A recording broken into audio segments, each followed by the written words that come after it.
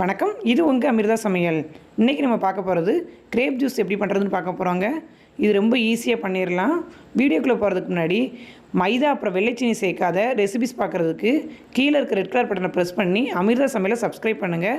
அப்படி பக்கத்தில் இருக்க பெல் ஐக்கனை கிளிக் பண்ணிங்கன்னா நாங்கள் அப்லோட் பண்ணுற வீடியோஸ் உங்களுக்கு நோட்டிஃபிகேஷனாக வரும். வாங்க வீடியோக்குள்ளே போகலாம். 1/4 கிலோ பன்னீர் திராட்சை எடுத்து வச்சுருக்கேன்.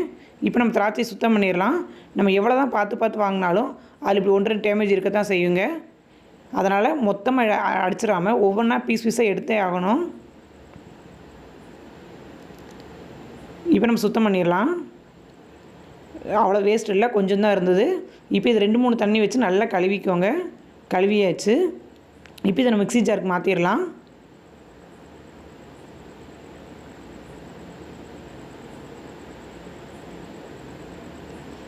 தண்ணி எதுவும் சேர்க்காமல் லைட்டாக அரைச்சி எடுத்துக்கோங்க.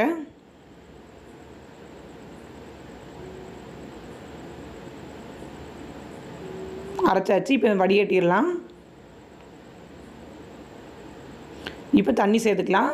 அது சும்மா அந்த ஜாரை லைட்டாக அலசி ஊற்றுறதுக்கு மட்டும்தான்.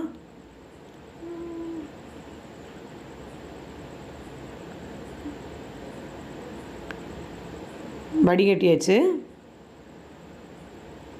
இப்போ நான் 2 ஸ்பூன் அளவுக்கு தேன் சேர்த்துருக்கேன். நீங்கள் இது போல் நாட்டு சக்கரை கூட சேர்த்துக்கோங்க.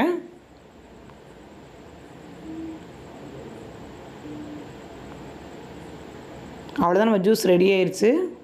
இப்போ ஒரு ஸ்பூன் வச்சு நல்லா தேனை கலக்கி விட்டுக்கோங்க.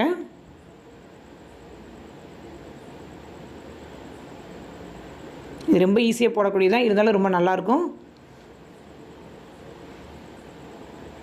டேஸ்டான கிரேப் ஜூஸ் ரெடி. இந்த வீடியோ உங்களுக்கு பிடிச்சிருந்ததுன்னா லைக் பண்ணுங்கள், கமெண்ட் பண்ணுங்கள், உங்கள் ஃப்ரெண்ட்ஸுக்கெலாம் ஷேர் பண்ணுங்கள். இந்த நாள் இனிய நாளாக அமையட்டும். நன்றி.